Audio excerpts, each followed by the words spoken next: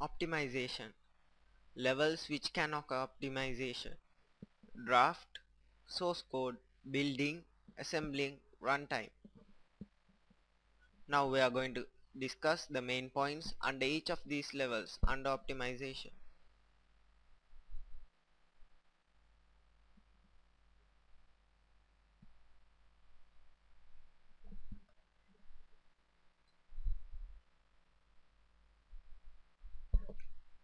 Don't second guess the compiler.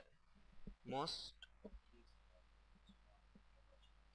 optimization tricks of the past are no longer necessary with modern compilers. These include unrolling loops and combining methods to avoid function calls.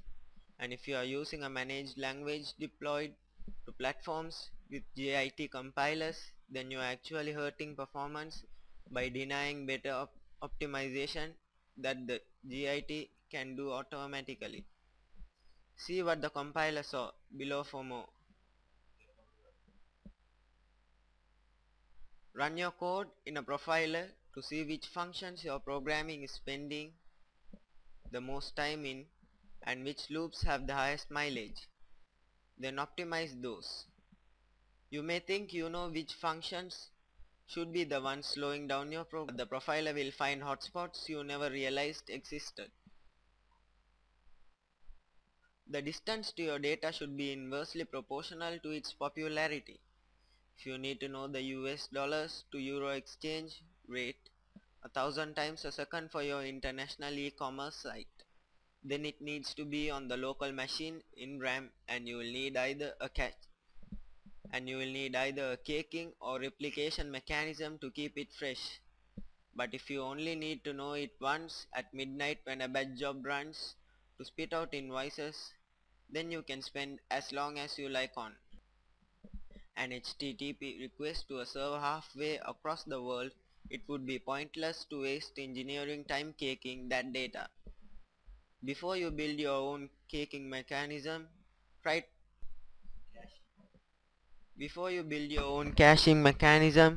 to find an off-the-shelf solution first, because if you build your own, you should expect to spend most of your debugging time on it. Memcache and Squid are examples of the shell. Use Memcache if you frequently fetch random entities from a database, and Squid if you use a REST architecture. And furthermore, you may be enjoying the benefits of a cache without even knowing it. Some common built-in caches are database connection pooling, ORM entity caching, and file I/O. Sometimes that cache isn't on your machine, such as when a database caches the result of a popular query. Duplicate caches can hurt performance by consuming RAM that might be better spent. Ask yourself if it's worth caching that data a second time on the client, or if it's better to sacrifice bandwidth for memory and clarity. Some of the best performance gains come from breaking CPU intensive work into stages so that the instruction and data caches on the CPU die itself are used to the greatest efficiency. If you're hashing, signing and compressing lots of records, then do all of the hashing first, then do all of the signing and then all of the compressing. Network and disk I/O is high latency, which means the CPU is spending a lot of time doing nothing while it waits for data to arrive. Spin these tasks off into a separate thread and begin doing your CPU work as data trickles in. The background worker class in one way to do this easily, providing a report progress event to marshal data back into the main thread. Then there are begin async style interfaces that do the threading transparently, holding the data until your program comes back to fetch the results. The above can come with a hidden tax, however, which is that two enumerations of an expression tree will execute the same query twice.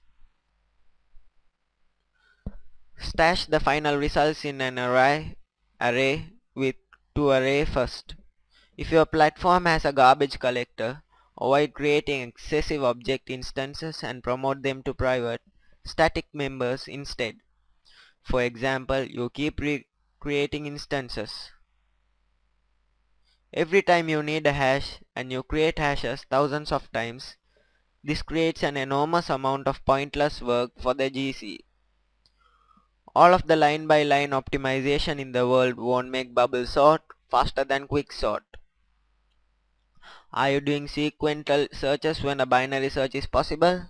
Are you manipulating strings when you could convert them into numbers or graphs or some other model? Are you using the MS Office COM libraries to fire up a copy of Excel in the background? Paste two numbers into cells, run an Excel function on them, read back the result and then shut down. Excel exe. If you completely tighten each lug, not one at a time. If you completely tighten each slug nut one at a time, the wheel will go on crooked. So you tighten the nuts in alternating corners with at least 2 passes per nut to set the wheel snug and centered. When designing the components of a program, you should not code and optimize each component to completion before starting on the next. You could be trapped with an inefficient interface. Instead, sketch the eye level design on paper. Then, then keep alternating between components as you move into coding. You won't discover all of the possible high-level optimization until you're knee-deep, and you won't be able to take advantage of them unless the implementation of each piece is still loose. Updating the screen is expensive, but if you don't, you'll give the user the impression that your program is slow, even if it's actually doing its job faster without that stupid progress bar. And sometimes progress bar is bad UI. When something richer like a progressively updated display of results is faster from the user's point of view, even though it increases overall time to completion by a factor of 2 or more, sometimes the above tips and more will make the code harder to understand, and this is the ultimate performance penalty. Over the long run, code that you can't comprehend is code you can't optimize. When new options become available, if the profiler is telling you that the optimization was negligible, then go with the version that's easiest to read.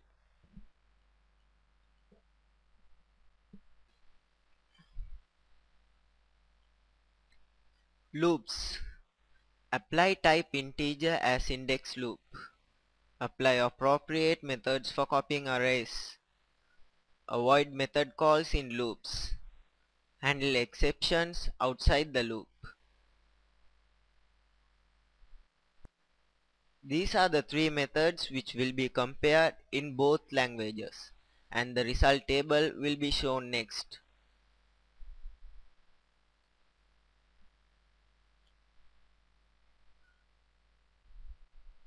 Copies of the loop length to calling. Copy of the loop length to calling took 204 milliseconds in Java, but in C# it took 698 milliseconds. Copies of the loop without causing length method took 161 milliseconds in Java, but in C# it took 620 milliseconds. System.arrayCopy or array.copy took 126 milliseconds in Java. In C# it took 203 milliseconds. The number of items is 2 to the power 24. When we compare, we can see that Java is more efficient in all the three methods. Creating objects. Avoid creating objects in a loop. Use of the so-called string literals instead of creating new objects. Remove references to objects. Do not create too long chains of inheritance. Access to local variables is faster than the class variables. Use of the so-called evaluation lazy or delay the object